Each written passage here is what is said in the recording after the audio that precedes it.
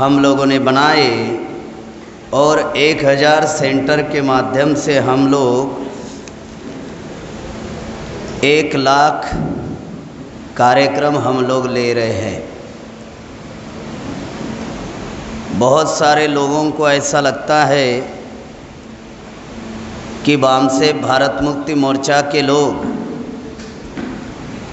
ये 1 लाख कार्यक्रम सही में लेंगे क्या? तो उसका मैं थोड़ा फार्मूला आप लोगों को बताता हूँ। हम लोगों ने पूरे ऑल इंडिया में जो 42 साल में हम लोगों ने काम किया,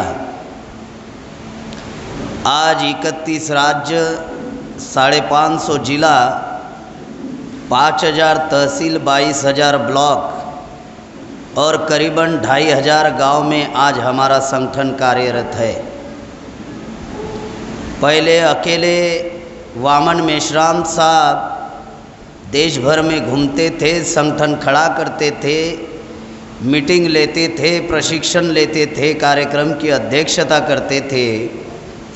आज 42 साल में बामसेप में हजारों लोग, मीटिंग लेने वाले, बोलने वाले, भाषण देने वाले लोग तैयार हुए। ये जो 42 साल की जो मेहनत संगठन के द्वारा पूरे देश भर में हम लोगों ने की, उसका ये नतीजा है कि हर जाति समूह में लीडरशिप पैदा हुई। Second line leadership, third line leadership, fourth line leadership जो है संगठन ने खड़ी की और पूरे ऑल इंडिया से हम लोगों ने 10,000 लोगों को सिलेक्ट किया और ये 10,000 लोगों के द्वारा हम 1 लाख कार्यक्रम पूरे देश भर में कर रहे हैं। अगर एक व्यक्ति अगर 10 कार्यक्रम भी लेता है तो 10,000 लोग 1 लाख कार्यक्रम पूरे कर सकते हैं। यह अभियान हम लोगों ने 11 अप्रैल से शुरू किया और ये अभियान करीबन जुलाई महीने तक चलने वाला है। ये अभी ख़त्म नहीं होने वाला है। अब 2021 में हम लोग 1 लाख कार्यक्रम ले रहे हैं और 2022 में 6 लाख गांव में अभी ये सामूहिक जयंती महोत्सव हम लोग अगले साल मनाने वाले हैं 6 लाख गांव में। और इस कार्यक्रम की तैयारी के लिए अभी से संगठन के द्वारा सेंट्रल से एक व्यक्ति को रिलीज किया गया जिनका नाम है DR ओल सर। इनकी जिम्मेदारी अभी संगठन के द्वारा लगाई गई है कि 2022 में 6 लाख कार्यक्रम कैसे लिया जाए। इस पर अभी 1 साल पहले से ही उसकी तैयारी हम लोगों ने शुरू कर दी है। साथियों, इस देश में डॉक्टर बाबा साहब भीमराव रामजी आम्बेडकर की जयंती लोग मनाना चाहते हैं, सरकार मनाने देना नहीं चाहते। बाबा साहब आम्बेडकर की जयंती सरकार नहीं मनाती है, जनता मनाती है।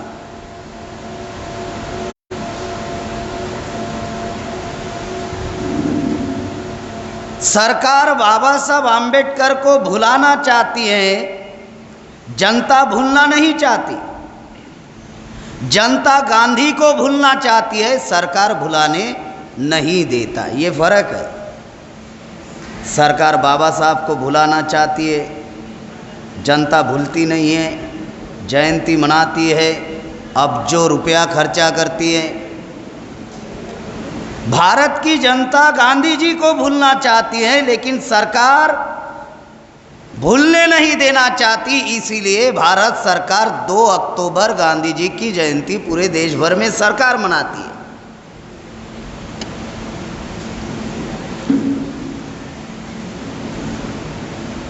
दूसरी बात, अगर हमारे परिवार का अगर कोई सदस्य अगर मर जाए तो हम लोग उसकी जयंती नहीं मनाते, अपने बाप की जयंती हम लोग नहीं मनाते। महापुरुषों की जयंती हम लोग क्यों मनाते हैं, इसको हम लोगों को समझना बहुत जरूरी है। जिस महामानव की जयंती हम लोग मनाना चाहते हैं, तो उस महामानव का मकसद, जिस मकसद के लिए उन्होंने अपनी ज़िंदगी लगाई, उस मकसद को हम लोगों को समझना बहुत ज़रूरी है। अगर उस मकसद को अगर हम लोग नहीं समझते हैं तो शायद जो कार्य हम लोग करना चाहते हैं वो कार्य हम लोग सही तरीके से कर नहीं पाएंगे। साथियों, डॉक्टर बाबा साहब आम्बेडकर की जयंती देश भर में नहीं तो पूरे विश्व में मनाई जाती है। करोड़ों रुपया खर्चा करते हैं और खास करके भारत में जयंती मनाने का जो तरीका हमारे लोगों ने डेवलप किया, वो तरीका क्या है? तो 14 अप्रैल आ गई कि कार्यक्रम डिज़ाइन करते हैं, डीजे लगाते हैं और डीजे लगाने के बाद नाच गान होता है।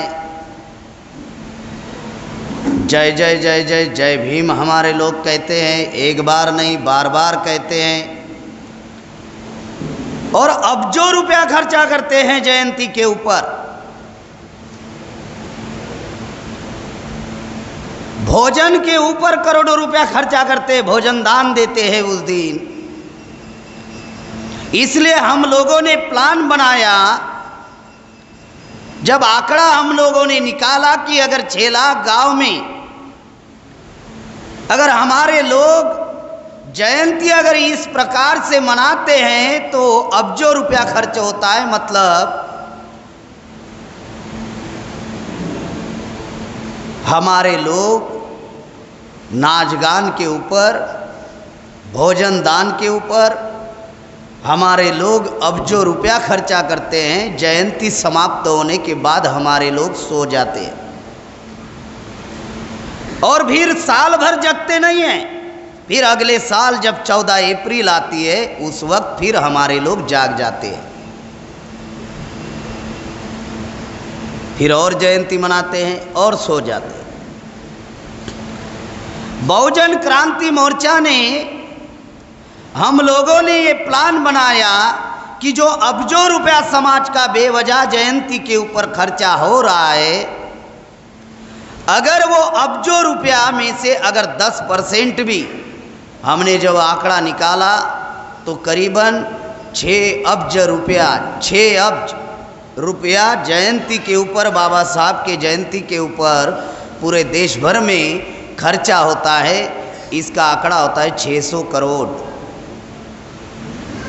अगर 600 करोड़ रुपया अगर हमारे लोग अगर जयंती के ऊपर अगर खर्चा करते हैं, अगर वो 10% भी अगर आंदोलन के ऊपर खर्चा किया तो हमारा आंदोलन समाज का बड़े तेजी से आगे बढ़ेगा।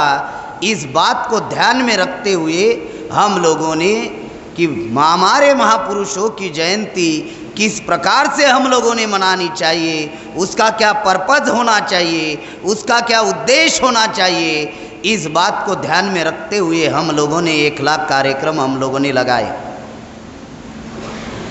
साथियों, समाज में 2 प्रकार के लोग हैं, एक है भक्त और दूसरा है अनुयायी। हमारे महापुरुष हमारे समाज में अनुयायी पैदा करना चाहते थे, लेकिन हमारे समाज में अनुयायी कम और भक्त ज़्यादा पैदा हुए। भक्तों का क्या काम है? भक्ति करना और मुक्ति का मार्ग ढूंढना कि कोई आएगा और हमारी समस्या को समाधान करेगा। तो ऐसी तीसरी शक्ति के ऊपर भक्त लोग जो है वो ज़्यादा विश्वास रखते हैं कि मुझे कुछ नहीं करना पड़ेगा, बल्कि कोई आएगा और मेरी समस्या का समाधान करेगा। इसीलिए भक्त दिन रात भक्ति करता रहता है, मुक्ति का मार्ग ढूंढते रहता है। तो ऐसे भक्त पैदा हुए, गांव देहात में पैदा हुए, जाति जाति में भक्त पैदा हुए। हमारे समाज में अनुयायियों की जरूरत है। अनुयायी किसे कहते हैं? महापुरुषों का अधूरा कार्य जो लोग पूरा करते हैं उसे अनुयायी कहते हैं। जयंती तो हर साल आती है और हर साल हमारे लोग जयंती मनाते हैं। अगर जयंती मनाना ही अगर ये हमारा पर्पज है तो फिर हम लोग महापुरुषों का जो मकसद था, जिस मकसद के लिए उन्होंने अपनी ज़िंदगी लगाई, उस मकसद को हम लोग पूरा नहीं कर सकते अगर हम लोग जयंती मनाते रहे। तो इसीलिए महापुरुषों के मकसद, जिस मकसद के लिए उन्होंने ज़िंदगी लगाई, वो मकसद हमारे समाज को समझना बहुत ज़रूरी है, समझाना बहुत ज़रूरी है, ताकि जो अधूरा कार्य अभी भी पूरा नहीं हुआ है उसको हम लोग पूरा कर सकते हैं। साथियों, एक किस्सा बाबा साहब आम्बेडकर के जीवन में हुआ कि बाबा साहब आम्बेडकर जीवित थे और बॉम्बे दादर के लोगों ने बाबा साहब आम्बेडकर की जयंती का कार्यक्रम ऑर्गेनाइज किया और बाबा साहब आम्बेडकर को निमंत्रण दिया। बाबा साहब जब निमंत्रण देने के लिए लोग जब बाबा साहब आम्बेडकर के पास में आए और बाबा साहब को कहने लगे कि बाबा साहब, हम आपकी जयंती मनाना चाहते हैं, कार्यक्रम पत्रिका हम लोगों ने छाप दी है, उस कार्यक्रम में आपको मार्गदर्शन करने के लिए आना होगा। बाबा साहब आम्बेडकर ने कहा कि मैं ऐसे आलतू फालतू कार्यक्रमों में जाने के लिए मेरे पास कोई समय नहीं है। बोले, गधो, मैं अभी भी जिंदा हूँ, मरा नहीं हूँ, मैं जिंदा हूँ और मेरी जयंती मना रहे हो। बाबा साहब आम्बेडकर के 3 गुरु थे। धार्मिक गुरु तथागत गौतम बुद्ध थे, आध्यात्मिक गुरु संत कबीर थे, सामाजिक गुरु राष्ट्रपिता ज्योतिराव फूले थे। लेकिन बाबा साहब आम्बेडकर ने कभी भी अपने 3 गुरुओं की जयंती नहीं मनाई, ना ही उनका कभी जय जयकार किया, कभी नहीं किया। 3 गुरु थे उनके जीवन के, लेकिन कभी उनका जय जयकार करने में बाबा साहब आम्बेडकर ने अपना समय बर्बाद नहीं किया। तो बाबा साहब आम्बेडकर ने लोगों को ये बात बताई कि मैं ऐसे कार्यक्रमों में नहीं आता, मैं अभी भी जीवित हूँ और मेरी जयंती आप लोग मना रहे हो। लोगों ने रिक्वेस्ट की। रिक्वेस्ट करने के बाद में बाबा साहब आम्बेडकर ने कहा कि ठीक है, आखिरी बार आऊँगा, लेकिन इसके बाद में ऐसे कार्यक्रम आप लोगों को ऑर्गेनाइज नहीं करना है। और उस कार्यक्रम में मार्गदर्शन करते हुए बाबा साहब आम्बेडकर ने कहा कि मेरे नाम का जय जयकार करने के बजाय मेरा अधूरा कार्य पूरा करो और उसके लिए जान की बाजी लगाओ। ये बात डॉक्टर बाबा साहब आम्बेडकर ने ये बात कही। उसके बाद में जब 17 अगस्त 1952 में बॉम्बे में बाबा साहब आम्बेडकर का कार्यक्रम था, तो उस कार्यक्रम में बाबा साहब आम्बेडकर ने कहा कि मेरे दृष्टि से कुछ काम अभी भी अधूरे हैं। केवल मेरा नाम लेकर जय जयकार करने की बजाय मेरे दृष्टि से जो काम महत्वपूर्ण है उसकी पूर्ति के लिए अपनी जान की बाजी लगा दो। ये बात डॉक्टर बाबा साहब आम्बेडकर ने 17 अगस्त 1952 में ये बात कही और ये बात प्रकाशित हुई है खंड नंबर 18 भाग 3 में और प्रकरण है 297 पेज नंबर 316-318। ये क्या है खंड? जो बाबा साहब आम्बेडकर के जो राइटिंग एंड स्पीचेस जो छपकर गवर्नमेंट ने बाहर निकाले हैं, उसमें वॉल्यूम नंबर 18 में ये लिखा हुआ है। ये जो बात बाबा साहब आम्बेडकर ने कही, जो बात बॉम्बे में बाबा साहब आम्बेडकर ने कही, वो राइटिंग एंड स्पीचेस में छपकर आई। छपकर आने के बाद ये बात बामसेब को पता चली कि बाबा साहब अम्बेडकर ने जय जयकार करने के लिए मना की थी, लेकिन हमारे लोग जय जयकार करने में माहिर लोग हैं, मास्टर लोग हैं, जय जयकार ही करते रहते हैं। और इसी बात को, जो बात बाबा साहब अम्बेडकर ने 17 अगस्त 1952 में कही, इसी बात को हम लोगों ने सब्जेक्ट बनाया। और ये सब्जेक्ट अभी हम लोग 1 लाख कार्यक्रम लेकर 1 लाख जगह पर हम लोग ये कार्यक्रम कर रहे हैं। मतलब पूरे देश भर में 5000 तहसील में, यानी एक तहसील में हम लोगों ने 20 सेंटर बनाए। 5000 मल्टीप्लाई 20 सेंटर, ये 1 लाख कार्यक्रम होते हैं। और 1 लाख कार्यक्रम में ये सब्जेक्ट बनाकर हम लोग लोगों को ये बातें बता रहे हैं कि हमारे महापुरुषों ने कहा कि जय जयकार मत करो, अधूरा कार्य पूरा करो। अब किसी भी व्यक्ति का अगर अधूरा कार्य अगर पूरा करना है तो क्या करना होगा? जब तक उस व्यक्ति के पूरे कार्य के बारे में अगर जानकारी ना हो तो क्या हम अधूरा कार्य पूरा कर सकते? नहीं कर सकते। जब तक पूरे कार्य के बारे में जानकारी ना हो, क्या हमारे समाज के लोगों को बाबा साहब अम्बेडकर के पूरे कार्य के बारे में जानकारी है? सवाल नंबर 1। तो 42 साल के रिसर्च में ये बात पता चली कि बाबा साहब अम्बेडकर के पूरे कार्य के बारे में हमारे समाज को मालूम नहीं है। जब मालूम नहीं है तो कौन सा अधूरा कार्य रहा, ये कैसे मालूम होगा? भाषण देने से थोड़ी होगा,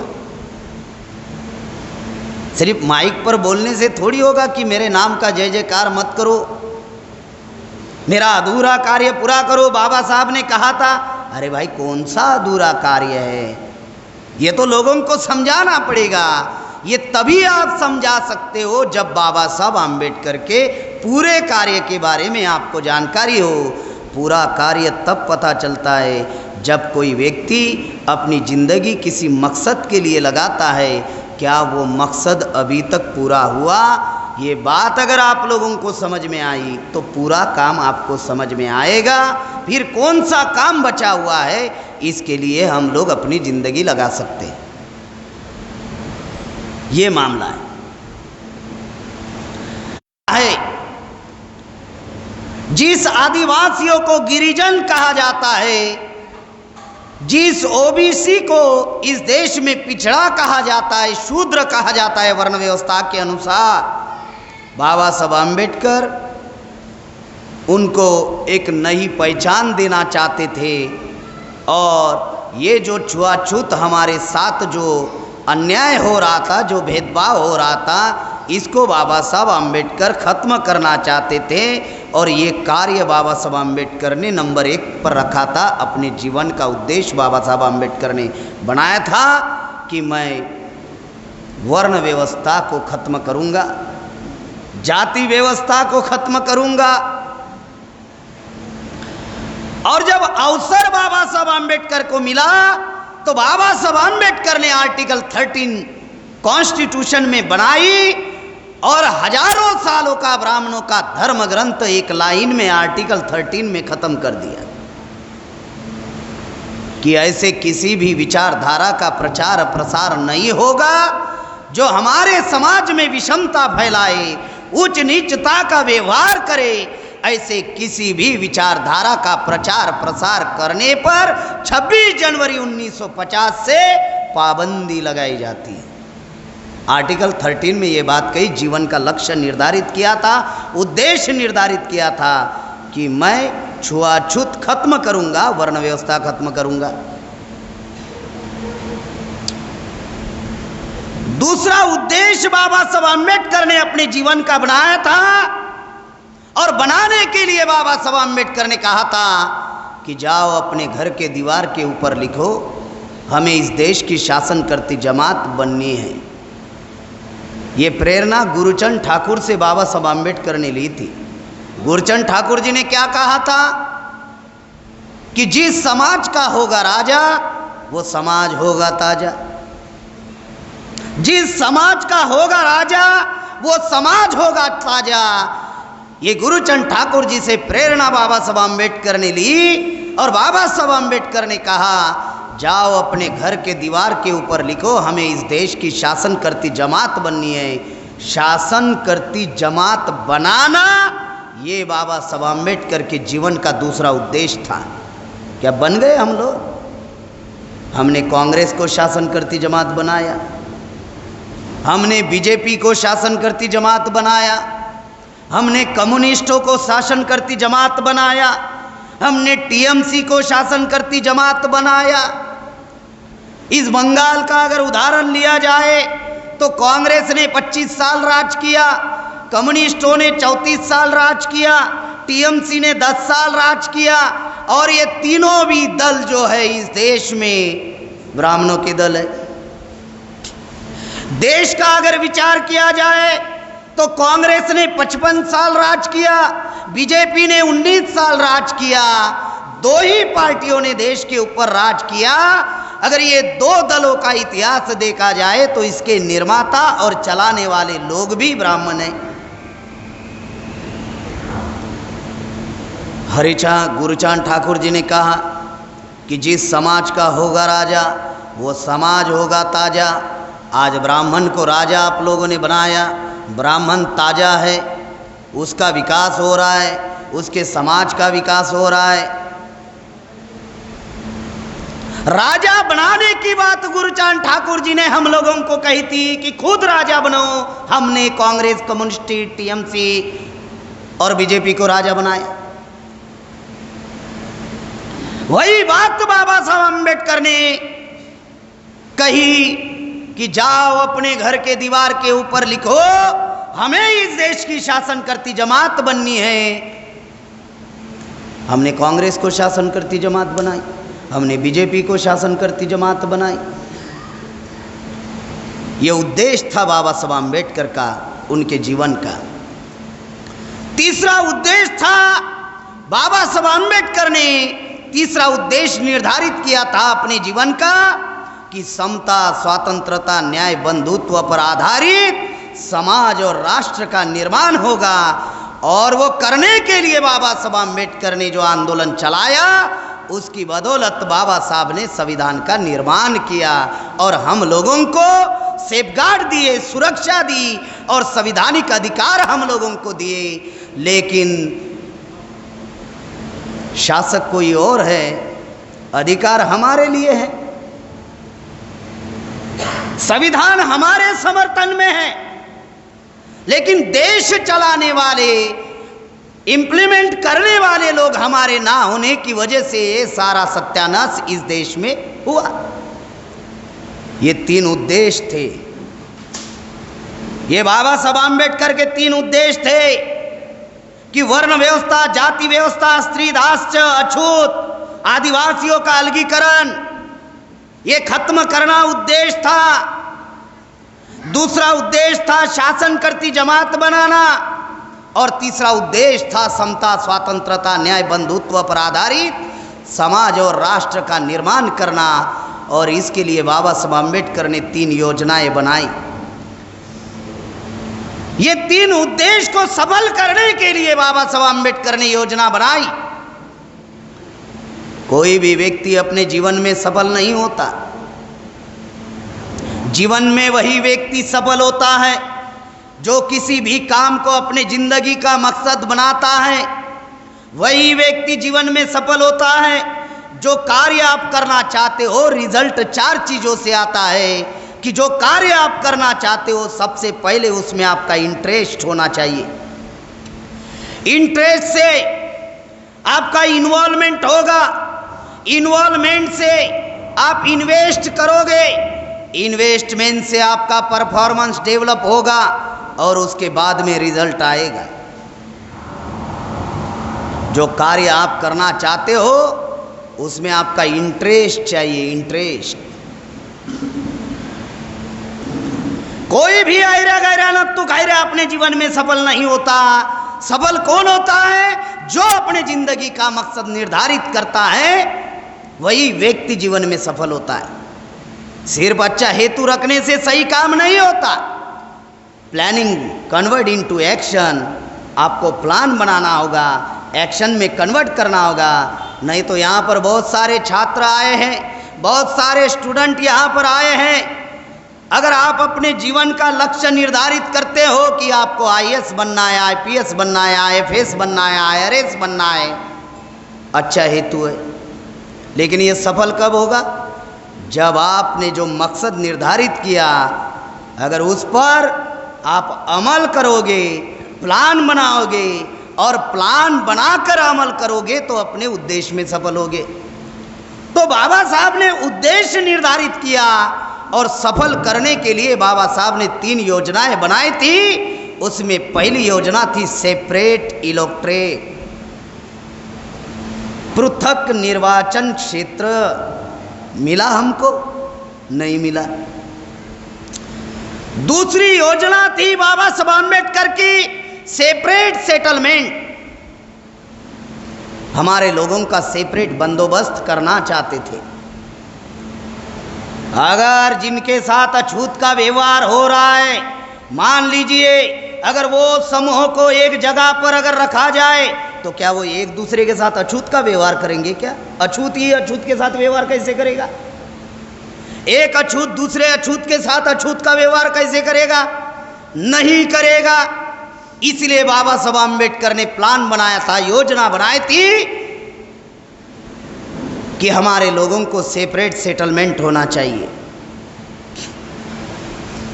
और तीसरी योजना बाबा साहब अम्बेडकर ने बनाई थी कि समता, स्वतंत्रता, न्याय, बंधुत्व पर आधारित समाज और राष्ट्र का निर्माण करने के लिए बाबा साहब अम्बेडकर ने संविधान का निर्माण किया। ये तीसरी योजना थी। पहली योजना सेपरेट इलेक्टोरेट, दूसरी योजना सेपरेट सेटलमेंट और तीसरा भारतीय संविधान।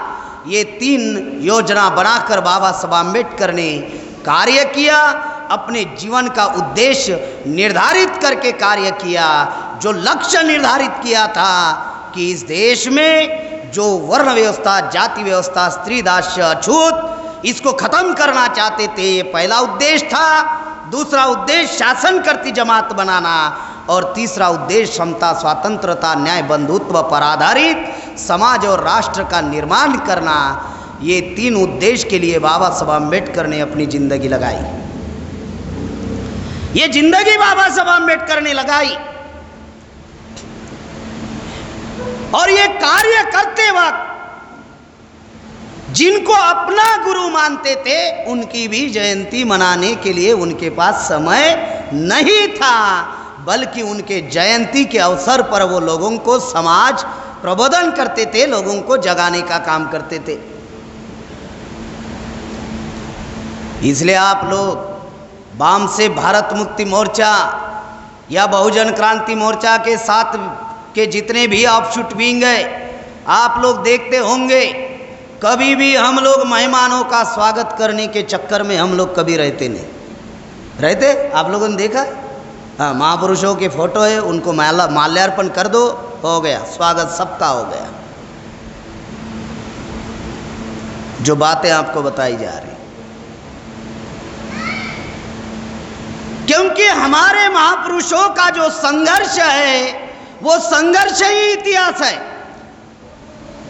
महापुरुषों का संघर्ष इतिहास है और इतिहास से हम लोगों को प्रेरणा मिलती है और वो प्रेरणा हम लोगों ने लेनी चाहिए।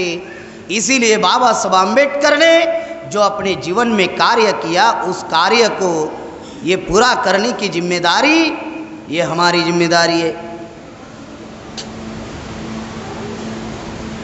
साथियों, जो योजना आप लोगों को बाबा साहब अम्बेडकर की जो योजनाएं आप लोगों को बताई, जो उद्देश्य आप लोगों को बताया, इसको थोड़ा हम लोग विस्तार से जानने का हम लोग प्रयास करेंगे। जिस समाज को 26 जनवरी 1950 के पहले हमें शिक्षा का अधिकार नहीं था, शस्त्र रखने का अधिकार नहीं था, संपत्ति रखने का अधिकार नहीं था, बाबा साहब आम्बेडकर ने प्लान बनाया और प्लान बनाकर बाबा साहब आम्बेडकर ने जीवन का उद्देश्य निर्धारित करके, लक्ष्य निर्धारित करके समाज को जगाने का काम शुरू किया। तो 50 के पहले हमारे समाज को अधिकार से वंचित किया गया था। जिस समाज को जीवन के प्रत्येक क्षेत्र से, प्रतिनिधित्व से वंचित किया गया था, बाबा साहब आम्बेडकर ने हमारे समाज को जीवन के प्रत्येक क्षेत्र में प्रतिनिधित्व मिलना चाहिए, इसीलिए बाबा साहब आम्बेडकर ने अपना पूरा समय लगाया। अब ये प्रतिनिधित्व क्या है? तो 14 अप्रैल 1891 में बाबा साहब पैदा हुए और 1916 में बाबा साहब आम्बेडकर सार्वजनिक जीवन में आए। पहली बार सार्वजनिक जीवन में 1916 में आए, तब बाबा साहब की उम्र सिर्फ 25 साल की थी और 25 साल का नौजवान अंग्रेज़ों को 1918 में चिट्ठी लिख रहा है, एक मेमोरेंडम दे रहा है। 25 साल का नौजवान, वो क्या मेमोरेंडम था? क्योंकि 1918 में जातवार प्रतिनिधित्व देने के लिए साउथ ब्यूरो कमीशन भारत में आया था। क्योंकि दुनिया में कहीं पर जाति नहीं है, भारत में जाति है और जाति के आधार पर हमारे साथ में उच्च नीचता का व्यवहार होता है, अछूत का व्यवहार होता है, ये जाति के आधार पर होता है। इसलिए बाबा साहब आम्बेडकर ने साउथ ब्यूरो कमीशन के सामने एक मेमोरेंडम लिखा और मेमोरेंडम में क्या बात कही? अंग्रेजों को कहा, हमें आपका पैसा नहीं चाहिए, हमें आपकी सहानुभूति नहीं चाहिए, हमें आपकी भीख नहीं चाहिए। अगर आप कुछ देना चाहते हो तो हमें प्रतिनिधित्व का अधिकार दे दीजिए, हम हमारी समस्या का समाधान खुद कर लेंगे। तब बाबा साहब आम्बेडकर की उम्र 27 साल की थी, सार्वजनिक जीवन में 25 साल में आए। 2 साल बाद ही साउथ ब्यूरो कमीशन भारत में आया 1918 में, और बाबा साहब ने वो मेमोरेंडम साउथ ब्यूरो कमीशन के सामने रखा कि हमें भीख मत दो, पैसा भी मत दो, हमें आपकी सहानुभूति भी नहीं चाहिए। अंग्रेजों को कहा, अगर आप कल्याण करना चाहते हो हमारा, विकास करना चाहते हो हमारा, तो हमें प्रतिनिधित्व का अधिकार दे दो, हम हमारी समस्या का समाधान खुद कर लेंगे। और इस मेमोरेंडम को अंग्रेजों ने एक्सेप्ट किया और अंग्रेज हम लोगों को जातवार प्रतिनिधित्व देने के लिए तैयार थे।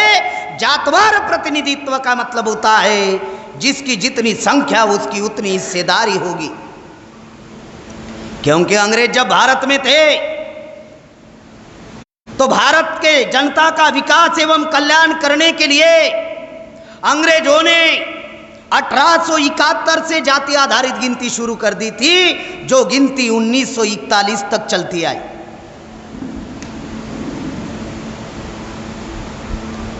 तो जातवार प्रतिनिधित्व अंग्रेज देने के लिए तैयार थे। जैसे ही बाबा साहब आम्बेडकर ने मेमोरेंडम अंग्रेजों के पास में दिया, वैसे ही बाल गंगाधर तिलक ने विरोध किया। और बाल गंगाधर तिलक ने क्या कहा? तेली तंभोड़ी कुनभटों को संसद में जाकर क्या हल चलाना है। अब बंगाल के लोगों को लगेगा कि हमारे जाति का तो नाम नहीं लिया, इसलिए आप लोग सोच रहे होंगे अरे ये तो महाराष्ट्र की जातियां हैं, हमारी तो है ही नहीं। भारत में 6743 जातियां हैं। अगर बाल गंगाधर तिलक अगर 6743 जातियों का अगर नाम लेता तो उसका मुंह फट नहीं जाता। तो इसलिए 2-3 जातियों का नाम लिया भाषण में, 2-3 जातियों का, कि तेली तंभोड़ी कुनभटों को संसद में जाकर क्या हल चलाना है। यानी वो कह रहे थे चमार को जाकर क्या चमड़े का काम करना है संसद में। मामला समझ में आ रहा? वो कह रहे थे ये, लेकिन बोले नहीं माइक पर। तेली को कह रहे हैं कि तेल निकालना है संसद में। ब्राह्मणों ने तेली जाति जो नरेंद्र मोदी की है उसको लेकर ब्राह्मणों ने कहा कि तेली का मुंह मत देखो। साला अभी प्रतिदिन उसका मुंह देख रहे ब्राह्मण। ये तो संविधान की वजह से हुआ। हाँ, ब्राह्मणों ने कहा कि सुबह सुबह किसी भी तेली का चेहरा ही मत देखो, नहीं तो दिन आपका खराब जाएगा, अशुभ जाएगा, लिखा हुआ है। अब नरेंद्र मोदी का मुंह बगैर देखकर साला उनका काम नहीं होता, देखते ही रहते हैं। अभी कुंभी जात है महाराष्ट्र में, कुंभट गाली है। गाली देकर बाल गंगाधर तिलक ने कहा 1918 में, जैसे ही बाबा साहब आम्बेडकर ने मेमोरेंडम दिया कि हमें प्रतिनिधित्व दे दो, भीख भीख मत दो, पैसा मत दो, प्रतिनिधित्व दो, तो बाल गंगाधर तिलक ने सोचा कि साला अगर इस SC ST OBC को जाति के आधार पर अगर प्रतिनिधित्व मिल जाए तो ये लोग संसद में चले जाएंगे, ये लोग विधानसभा में चले जाएंगे, ये लोग एवरी डेमोक्रेटिक इंस्टीट्यूट में चले जाएंगे, तो हमारे हाथ में क्या बचेगा?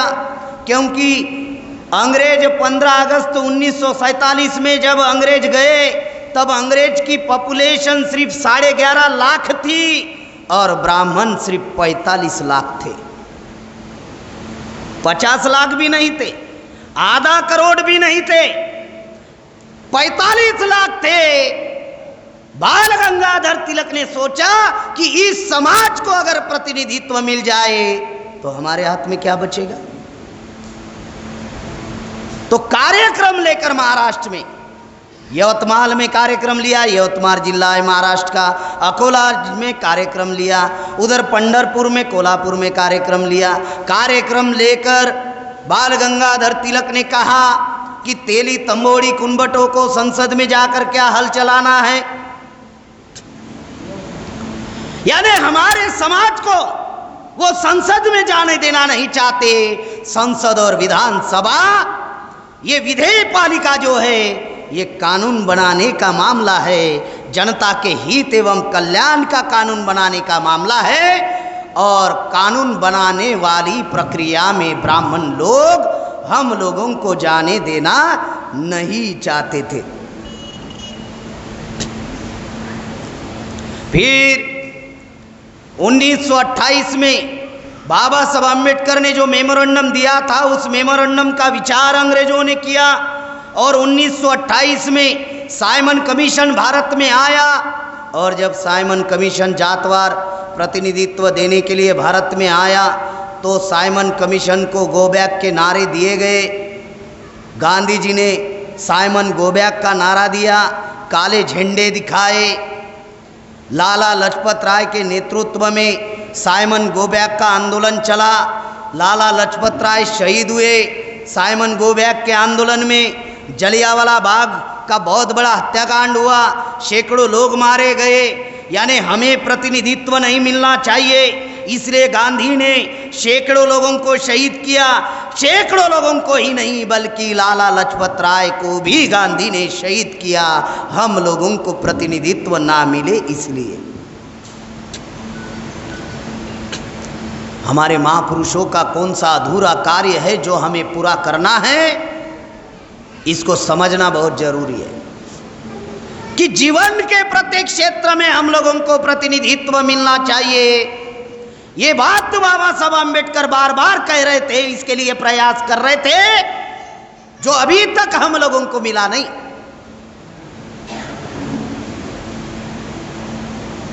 भारत में जलियांवाला बाग होने की वजह से, जलियांवाला बाग हत्याकांड होने की वजह से साइमन वापस चला गया और फिर चर्चा करने के लिए 1932 में RTC मतलब राउंड टेबल कॉन्फ्रेंस बुलाई। जब राउंड टेबल कॉन्फ्रेंस लंदन में बुलाई, भारत के सभी प्रतिनिधियों को बुलाया गया और उस राउंड टेबल कॉन्फ्रेंस में चर्चा हुई। बाबा साहब आम्बेडकर ने अपनी 4 मांगे अंग्रेजों के सामने रखी थी। पहली मांग थी सेपरेट इलेक्टोरेट, दूसरी मांग थी ड्वेल वोटिंग, तीसरी मांग थी एडिक्वेट रिप्रेजेंटेशन और चौथी मांग थी एडल्ट फ्रेंचाइज। सेपरेट इलेक्टोरेट का मतलब है पृथक निर्वाचन क्षेत्र, पृथक निर्वाचन क्षेत्र का अर्थ होता है शेड्यूल कास्ट कैंडिडेट होगा, शेड्यूल कास्ट वोटर होगा, शेड्यूल ट्राइब कैंडिडेट होगा, शेड्यूल ट्राइब वोटर होगा। अगर ये अमल में आया तो ओबीसी भी कहेगा कि हमारा भी कैंडिडेट तो हमारा ही वोट होना चाहिए, फिर मुसलमान भी कहेगा कि हमारा ही कैंडिडेट हमारा ही वोट होना चाहिए।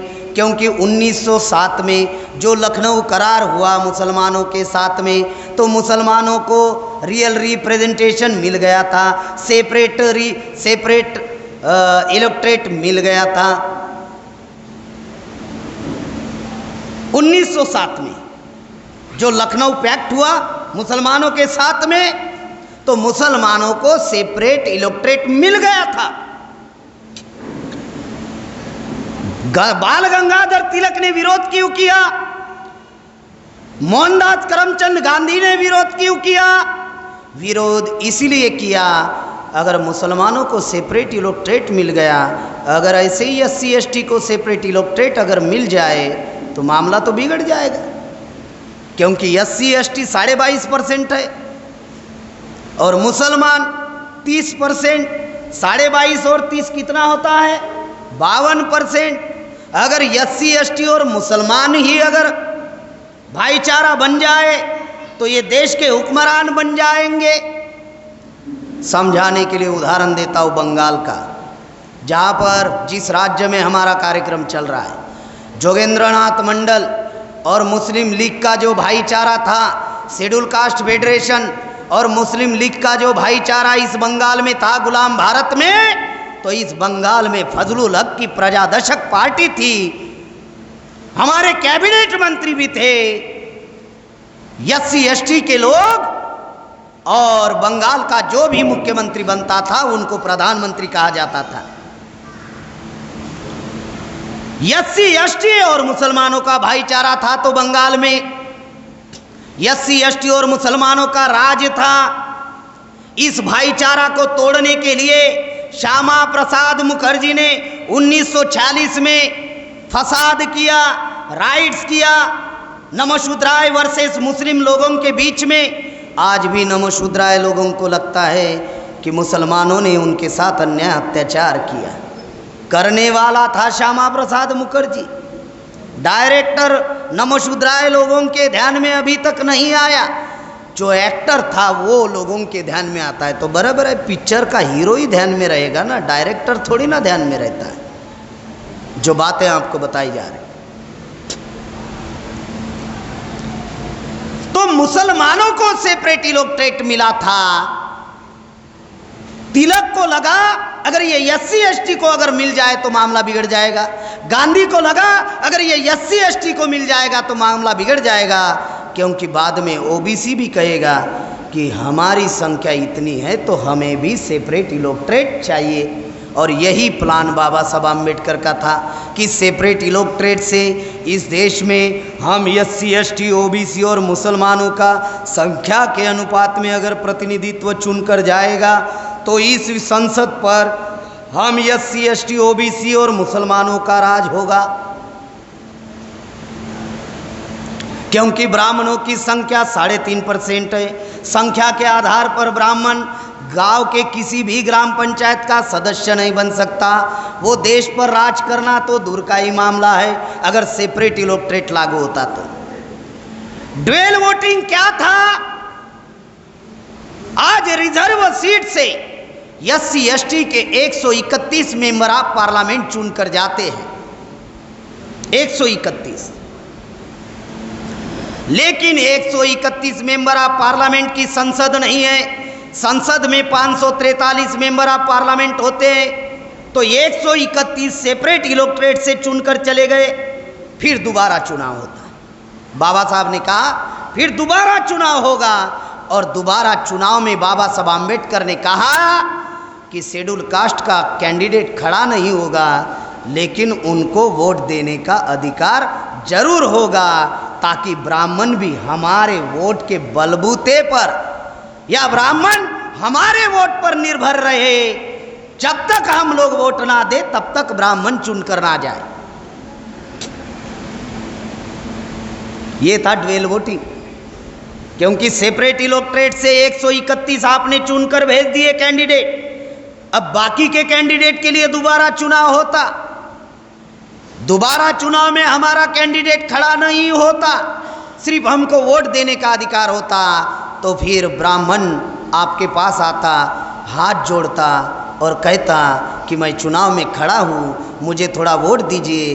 तो आप कहते, आपने धर्म ग्रंथ लिखे, आपने मनुस्मृति लिखी और उसमें कहा ढोल गवार पशु, उसमें कहा कि हमको शिक्षा का अधिकार नहीं है। हम अगर पढ़ने के लिए जाएंगे तो हमारे आंखें फोड़ी जाएगी, अगर कुछ सुनेंगे तो कान में तेल डालेंगे, कुछ बोलेंगे तो हमारी जीभ काट देंगे। ऐसा आपके धर्म ग्रंथ में लिखा हुआ है, हमको अछूत बनाया गया है। पहले ये काम करो, ये आपके धर्म ग्रंथ जो है इसको खत्म करो, उसके बाद में हमारे पास वोट मांगने के लिए आओ।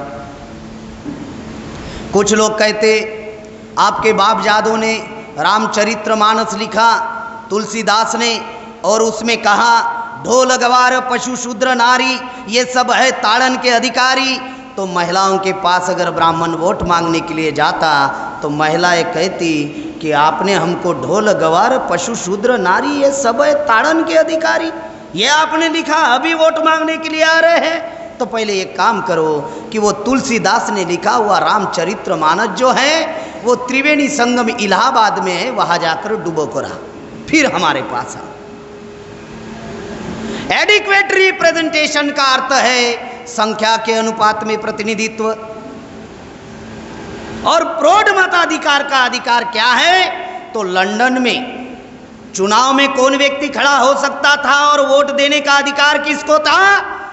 जो पढ़ा लिखा, जो एजुकेटेड व्यक्ति है और जो इनकम टैक्स पे करता है, उसको ही लंदन में चुनाव में खड़ा रहने का अधिकार था, उसको ही वोट देने का अधिकार था। बाबा साहब अम्बेडकर ने कहा कि हमारे समाज को हजारों सालों से शिक्षा से वंचित बना कर रखा, इसलिए हमारे समाज में पढ़े लिखे लोग नहीं है, इसीलिए हमारे समाज के पास कोई रोजगार नहीं है, क्योंकि ब्राह्मणों ने संपत्ति से हमारे समाज को वंचित रखा, इसलिए हमारे पास कोई संपत्ति नहीं है। इस वजह से हमारे लोग इनकम टैक्स पे नहीं कर सकते। एक तो पढ़े लिखे भी लोग नहीं है और इनकम टैक्स पे करने वाले भी लोग नहीं है। इसलिए बाबा साहब ने कहा कि हमें वोट का अधिकार उम्र के आधार पर दिया जाए, चाहे वो अनपढ़ हो चाहे वो गवार हो, लेकिन उम्र के आधार पर दिया जाए। उम्र निर्धारित की गई 21 साल, फिर राजीव गांधी ने उसको अमेंडमेंट करके 18 साल उम्र निर्धारित हुई कि जो 18 साल का व्यक्ति होगा उसको वोट का अधिकार होगा, चाहे वो कम पढ़ा लिखा हो, चाहे वो अनपढ़ हो, चाहे वो थम्सअप हो, कुछ भी हो, उसको अधिकार होगा। इसलिए तो महाराष्ट्र का कन्नमवार थम्सअप था, अंगूठा छाप, महाराष्ट्र का मुख्यमंत्री बन गया, अंगूठा छाप मुख्यमंत्री। जो बात आपको बताई जा रही है ये प्रौढ़ मताधिकार की वजह से हुआ, नहीं तो शूद्र अति शूद्र को वोट का अधिकार नहीं था, राजा बनने का अधिकार नहीं था एससी एसटी ओबीसी माइनॉरिटी को। क्यों नहीं था? क्योंकि पहले रानी के पेट से राजा पैदा होता था, रानी ने बच्चा पैदा किया, राजा बन जाता था, बच्ची पैदा हुई, रानी बन जाती थी। बाबा साहब अम्बेडकर ने रानी के पेट से राजा पैदा होने का कार्यक्रम खत्म किया और बाबा साहब ने कहा कि रानी जरूर बच्चे को जन्म देगी लेकिन वो राजा नहीं होगा। बच्चे को जन्म देना ये रानी का अधिकार है, बच्चे को जन्म देना ये एक महिला का अधिकार है, वो उसके पास रिजर्व है, लेकिन जो पैदा होगा वो डायरेक्ट राजा नहीं होगा। और राजा बनने का अधिकार बाबा साहब अम्बेडकर ने प्रौढ़ मताधिकार के अंतर्गत इस जनता को दिया कि राजा कौन चुनेगी और राजा कौन बनेगा, तो ये जनता निर्धारित करेगी राजा कौन होगा। ये 4 मांगे थी, separate electorate, dual voting, adequate representation और एडल्ट फ्रेंचाइज। ये 4 मांगे बाबा साहब अम्बेडकर ने अंग्रेजों के सामने रखी थी। अंग्रेजों ने इस मांगों को स्वीकारा भी था, लेकिन जो 1932 में राउंड टेबल कॉन्फ्रेंस हुई, उस राउंड टेबल कॉन्फ्रेंस में गांधी जी ने कहा कि अछूत हिंदू का अविभाज्य अंग है, उनको अलग अधिकार देने की जरूरत नहीं है। ये बात गांधी जी ने कही। फिर जब बाबा साहब का समय आया तो बाबा साहब ने कहा अगर अछूत हिंदू का अविभाज्य अंग है, ऐसा गांधी जी कह रहे हैं, तो गांधी जी को मैं 2-3 सवाल पूछता हूं, उसके जवाब गांधी जी को मांगता हूं। पहला सवाल पूछा, क्या गांधी जी के समाज के लोग हमारे समाज के लोगों को कुएं पर पानी भरने देते हैं? गांधी जी चुप। क्या गांधी जी के समाज के लोग हमारे लोगों के साथ में मिल बैठकर खाना खाते हैं? गांधी जी चुप। तीसरा सवाल था, क्या गांधी जी के समाज के लोग अपनी लड़की हमारे समाज में शादी कराते हैं या हमारे लड़की से गांधी के समाज में शादी किया जाता है, यानी रोटी बेटी का व्यवहार होता है? गांधी जी चुप। और बाबा साहब अम्बेडकर ने कहा कि गांधी के समाज के लोग सछूत हैं और हम अछूत हैं। तो सछूत और अछूत का धर्म ये कैसे हो सकता है? कैसे हो सकता है? यहां पे जो भी शेड्यूल कास्ट के लोग होंगे, जिनको अभी आरएसएस के लोग हिंदू बनाने में लगे हुए हैं, जिनको वर्ण व्यवस्था में अति शूद्र कहा गया, जिनके साथ अछूत का व्यवहार किया गया, तो गांधी जी के समाज के लोग पवित्र लोग और हम लोग अपवित्र लोग, तो पवित्र और अपवित्र लोगों का धर्म एक नहीं हो सकता। इसलिए माय लॉर्ड बाबा साहब अम्बेडकर ने कहा कि हमें जो 4 मांगे हमने रखी, उस पर विचार विमर्श करके हमें सेपरेट अधिकार दिया जाए। अंग्रेजों ने बाबा साहब की इन बातों को माना और 17 अगस्त 1932 में कम्युनल अवार्ड घोषित हुआ, जातीय निवाड़ा उसे बोलते हैं, वो घोषित हुआ और हम लोगों को ये 4 अधिकार मिले। हम कह सकते हैं कि 1916 में बाबा साहब अम्बेडकर ने आंदोलन शुरू किया और 1932 में इस SC ST को इनके अगर आज़ादी का और अधिकार मिलने का अगर कोई प्रारंभ दिन है तो वो 17 अगस्त 1932 का कम्युनल अवार्ड है। ये अधिकार अंग्रेजों ने एक्सेप्ट करने के बाद में गांधी जी ने राउंड टेबल कॉन्फ्रेंस में फिर कुछ नहीं कहा और बाहर आकर पत्रकारों को इकट्ठा किया और गांधी जी ने कहा कि मैं जान की बाजी लगाऊंगा, लेकिन मिस्टर आम्बेडकर के अधिकार कदापि मान्य नहीं होने दूंगा। इस वजह से भारत में दंगा फसाद शुरू हुए, लोगों को काटना पीटना शुरू हुआ। इस लॉ एंड ऑर्डर को मेंटेन रखने के लिए अंग्रेजों ने गांधी जी को बॉम्बे में पकड़ा। जब बॉम्बे में उतरे गांधी जी, लंदन से आए, बॉम्बे में जहाज से उतरे, तो गांधी जी को अंग्रेजों ने पकड़ा और पुणे के एरवाड़ा जेल में डाल दिया। बॉम्बे से पुणे 2-2.5 घंटे की जर्नी है, 2-2.5 घंटे लगते हैं। बॉम्बे में पकड़ा और पुणे के एरवाड़ा जेल में गांधी जी को डाल दिया ताकि भारत में कोई दंगा फसाद ना हो, शांति और सुव्यवस्था बनाई रहे। इसलिए गांधी जी को पुणे के एरवाड़ा जेल में डाल दिया और गांधी ने 21 दिन का आमरण उपोषण किया। हमें प्रतिनिधित्व नहीं मिलना चाहिए, इसलिए गांधी जी ने 21 दिन का आमरण उपोषण किया और जो 4 मांगे बाबा साहब अम्बेडकर ने लड़ झगड़ कर लाई थी, 24 सितंबर 1932 में जो पुणे करार हुआ, जो गांधी जी और बाबा साहब के बीच में जो पुणे पैक्ट हुआ, उस पुणे पैक्ट में गांधी जी ने हमारी 2 मांगे खत्म की और सेपरेट इलेक्टोरेट की बजाय ज्वाइंट इलेक्टोरेट गांधी ने लागू किया। आप लोग सोचेंगे, अगर लड़ झगड़ कर बाबा साहब अम्बेडकर ने ये अधिकार लाए अगर बाबा साहब आम्बेडकर हमारा आंदोलन चला रहे थे तो बाबा साहब आम्बेडकर ने पुना पैक्ट के ऊपर सिग्नेचर क्यों किया, ऐसा आप लोग सोच रहे होंगे। बाबा साहब ने सिग्नेचर इसलिए किया क्योंकि बाबा साहब को मजबूरन वो सिग्नेचर करनी पड़ी, क्योंकि 21 दिन जो आमरण उपोषण गांधी जी ने शुरू किया था, उस बीच में गांधी के लोगों ने बाबा साहब अम्बेडकर के समाज के लोगों के घर जलाना शुरू किए, बहू बेटियों की इज्जत लूटना शुरू की, काट पीटना शुरू किया था। और ये मैसेज जब बाबा साहब आम्बेडकर के पास में आया तो बाबा साहब आम्बेडकर ने सोचा और कहा कि जो अधिकार मैं लड़ झगड़ कर लंदन से लाया हूँ, अगर हमारे समाज के लोग ही अगर जीवित नहीं रहेंगे तो ये अधिकार किस काम के। इसीलिए बाबा साहब आम्बेडकर ने सिग्नेचर की। लेकिन दूसरे ही दिन 25 सितंबर 1932 में बॉम्बे में बाबा साहब आम्बेडकर ने कार्यक्रम लिया और कार्यक्रम लेकर बाबा साहब आम्बेडकर ने कहा कि ये जो पुना करार गांधी जी के बीच में मेरे साथ जो हुआ, इस पुना करार की वजह से हमारे समाज में अब दलाल और भड़वे पैदा होंगे। Tools of the caste Hindus, stooges of the caste Hindus, agent of the caste Hindus. Agent अंग्रेजी शब्द है, हिंदी में उसका अनुवाद दलाल होता है, देसी हिंदी में भड़वा होता है, पैदा हुए।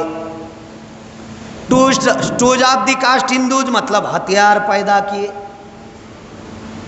आज भी अगर हमारी किसी भी समस्या का अगर समाधान नहीं हो रहा है तो हर जाति जाति में दलाल पैदा किया, और वही दलाल चुनाव के दौरान जाति को मैनेज करते रहता है। इसीलिए 74 साल हो गए तथाकथित आजादी को, अभी तक हमारी किसी भी समस्या का समाधान नहीं है। ये गांधी जी निर्माता है, उसका निर्माता गांधी जी है। दलालों का मसीहा गांधी जी, जिसने जाति जाति में दलाल पैदा किया। पंजाब में पटियाला में जब बाबा साहब आम्बेडकर ने कार्यक्रम लिया, उस भाषण में बाबा साहब आम्बेडकर ने कहा पुना करार की वजह से कुत्ते पैदा हुए। बाबा साहब ने कहा कुत्ते पैदा हुए। आगे कहा अगर ये भौंकने वाले कुत्ते पैदा होते तो थोड़ा अच्छा होता, ये साले दुम हिलाने वाले कुत्ते पैदा हुए। मालिक के पीछे दुम ही हिलाते रहते हैं। मतलब बाबा साहब का ऑब्जर्वेशन कुत्तों के प्रति काफी परफेक्ट था। इनका मालिक कौन है? कांग्रेस है। इनका मालिक कौन है? बीजेपी है। इनका मालिक कौन है? कम्युनिस्ट है। इनका मालिक कौन है? टीएमसी है। दुम ही हिलाते रहते हैं कुत्ते सरीखे।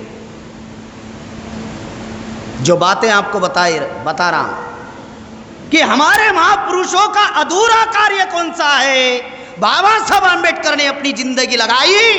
हमारे समाज को प्रतिनिधित्व मिलना चाहिए जीवन के प्रत्येक क्षेत्र में। एवरी डेमोक्रेटिक इंस्टीट्यूट में गांधी जी ने प्रतिनिधित्व का अधिकार ही खत्म कर दिया। इस वजह से दलाल पैदा हुए। Reservation is a fundamental right. ये करार क्या था? ये सिर्फ 10 साल के लिए था। बाबा साहब और गांधी जी के बीच का करार 10 साल के लिए था। यानी 1932 में अगर करार हुआ तो 32 के बाद 42 में खत्म होना चाहिए था, नहीं खत्म हुआ। फिर से रिन्यू हुआ। फिर 42 के बाद 52 में खत्म होना चाहिए था, नहीं खत्म किया। हर 10 साल बाद कोई मांग करो या ना करो, पॉलिटिकल रिजर्वेशन बढ़ाते ही रहते हैं। हमारे समाज को नौकरी का रिजर्वेशन खत्म कर दिया, शिक्षा का रिजर्वेशन खत्म कर दिया। एवरी डेमोक्रेटिक इंस्टीट्यूट में गवर्नमेंट सेक्टर में रिजर्वेशन है, पब्लिक सेक्टर में रिजर्वेशन है। उसी गवर्नमेंट सेक्टर का प्राइवेट में रूपांतरित कर दिया, रिजर्वेशन खत्म कर दिया।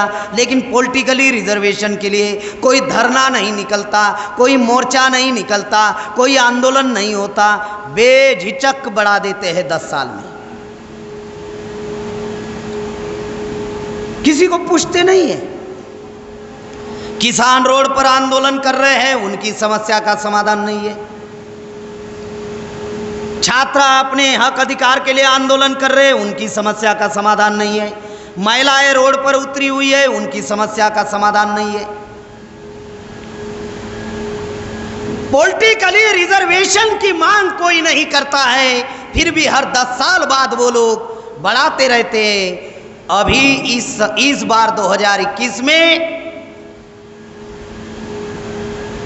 मेश्राम साहब, भारत मुक्ति मोर्चा के राष्ट्रीय अध्यक्ष और राष्ट्रीय आदिवासी एकता परिषद के राष्ट्रीय अध्यक्ष एच.एन. रेखवाल साहब, ये दोनों ने पत्र भेजे अभी भारत सरकार को कि आपने जो इस बार रिजर्वेशन जो आपने बढ़ाया, पॉलिटिकली रिजर्वेशन, ये पॉलिटिकली रिजर्वेशन आपने किसको पूछकर बुलाया? क्या इस संदर्भ में कोई संसद में मीटिंग ली या कोई चर्चा ली या सदन में इस पर कोई चर्चा हुई? अगर ऐसा हुआ है तो हमें जानकारी दिया जाए। और आगे अगर पॉलिटिकली रिजर्वेशन अगर बढ़ाना है तो वामन मेश्राम और एच.एन. रेखवाल को बगैर पूछे पॉलिटिकली रिजर्वेशन बढ़ाने की अनुमति नहीं होगी। ऐसा लेटर अभी भारत सरकार को हम लोगों ने दिया है, क्योंकि इस देश में अगर कोई देशव्यापी आंदोलन चला रहे हैं तो वो आज की डेट में वामन मेश्राम साहब चला रहे हैं। लेटर भेजा भारत सरकार को। पेपर में क्या न्यूज छपकर आती है? 10 साल के लिए आरक्षण बढ़ाया, ये न्यूज नहीं छाप कर आती। पॉलिटिकली आरक्षण 10 साल के लिए बढ़ाया, ऐसा नहीं छापते। पेपर वाले भी साले बदमाश है। क्यों बदमाश है? क्योंकि मीडिया अडानी अंबानी इनका मीडिया है। एक एक ब्राह्मण बनियों के 20-20 चैनल है, नेशनल लेवल के पेपर भी उनके ही है। वो पेपर में छापते हैं, क्या छापते हैं कि 10 साल के लिए रिजर्वेशन आरक्षण बढ़ाया गया। लोगों को लगता है जब कांग्रेस की सरकार हुआ करती थी केंद्र में, तो लोगों को लगता था कि कांग्रेस ने आरक्षण बढ़ाया, क्योंकि हमारे लोगों को तो पॉलिटिकली रिजर्वेशन क्या है और फंडामेंटल राइट्स क्या है इसके बारे में मालूम नहीं। Reservation in education, no time limit. Reservation in services, no time limit. Reservation in promotion, no time limit. Reservation in politics, only 10 years. सिर्फ 10 साल के लिए। शिक्षा के रिजर्वेशन के लिए कोई टाइम लिमिट नहीं है, नौकरी के रिजर्वेशन के लिए कोई टाइम लिमिट नहीं है। ये कब तक रहेंगे? शिक्षा का, नौकरी का रिजर्वेशन कब तक रहेगा? जब तक वर्ण व्यवस्था है तब तक रहेगा, जब तक जाति व्यवस्था है तब तक रहेगा, जब तक उच्च नीचता का व्यवहार रहेगा तब तक रहेगा, जब तक अछूत का व्यवहार रहेगा तब तक रहेगा, जब तक आदिवासियों का सेग्रीगेशन रहेगा तब तक रहेगा, और जब तक ब्राह्मण है तब तक रहेगा। मतलब रिजर्वेशन अगर ख़त्म करना है तो आज मैं इस मन से कह सकता हूँ कि ब्राह्मण को मरना पड़ेगा। ब्राह्मण मरेगा तभी रिजर्वेशन खत्म होगा, क्योंकि ब्राह्मण अगर जिंदा रहेगा तो वर्ण व्यवस्था जिंदा रहेगी, जाति व्यवस्था जिंदा रहेगी, अछूत जिंदा रहेगा। जब तक ब्राह्मण रहेगा तब तक रिजर्वेशन रहेगा। क्यों मैं कह रहा हूं ऐसा? इंसान का इंसान होना बहुत अच्छा है, लेकिन जब कोई इंसान ब्राह्मण बन जाता है शैतान हो जाता है। इसलिए इंसान का इंसान होना अच्छा है, लेकिन इंसान का ब्राह्मण होना वर्ण व्यवस्था, जाति व्यवस्था, स्त्री दास्य, अछूत को लागू करना है। तो शिक्षा, नौकरी और प्रमोशन के लिए कोई टाइम लिमिट नहीं है, उसको खत्म कर दिया गया। और पॉलिटिकली रिजर्वेशन के लिए कोई आंदोलन नहीं चलता है, कोई मांग नहीं करता है, फिर भी बढ़ाते हैं, क्योंकि हमारे समाज में दलाल और भड़वे पैदा होते हैं पॉलिटिकली रिजर्वेशन से, जिससे हमारी किसी भी समस्या का समाधान नहीं हो रहा है। इस बात को आप लोगों को ध्यान में रखना बहुत जरूरी है, जिसके लिए बाबा साहब आम्बेडकर ने अपनी जिंदगी लगाई कि हमें रियल रिप्रेजेंटेशन अभी मिला नहीं है। इसलिए बहुजन क्रांति मोर्चा और भारत मुक्ति मोर्चा और वाम से इस देश में रियल रिप्रेजेंटेशन की हम लोग लड़ाई लड़ रहे हैं। और रियल रिप्रेजेंटेशन की लड़ाई लड़ने के लिए बामसेफ ने एक कार्यक्रम निर्धारित किया कि हर जाति में प्रतिनिधित्व निर्माण होना चाहिए। आज हमारे साथ में करीबन 4200 जाति के लोग जुड़े हुए हैं। सेंट्रल में, स्टेट में, जिला में और गांव देहात तक हर जाति में हम लोग नेतृत्व निर्माण करना चाहते हैं ताकि वो लीडरशिप अपने समाज को न्याय दिलाने का काम करेगी। ये जो महापुरुषों का जो अधूरा कार्य है कि हमारे समाज को अभी तक प्रतिनिधित्व नहीं मिला, उस कार्य को हम लोग पूरा करना चाहते हैं। इस बात को आप लोगों ने ध्यान में रखना बहुत जरूरी है। दूसरा कार्य क्या है? तो डॉक्टर बाबा साहब अम्बेडकर, राष्ट्रपिता ज्योतिराव फुले, छत्रपति शाहू महाराज, क्रांतिवीर बिरसा मुंडा, इन लोगों ने हमारे आज़ादी का आंदोलन चलाया जो अभी तक सफल नहीं हुआ। इस देश में 2 आज़ादी के आंदोलन चले। एक आंदोलन अंग्रेजों के गुलामी से मुक्त होने का, दूसरा आंदोलन ब्राह्मणों के गुलामी से मुक्त होने का। अंग्रेजों के गुलामी से मुक्त होने का आंदोलन सफल हुआ जिसका नाम है 15 अगस्त 1947। लेकिन हमारे महापुरुषों ने जो आज़ादी का आंदोलन चलाया वो अभी तक सफल नहीं हुआ, अभी तक सफल नहीं हुआ। इस देश में 2 आज़ादी के आंदोलन चले।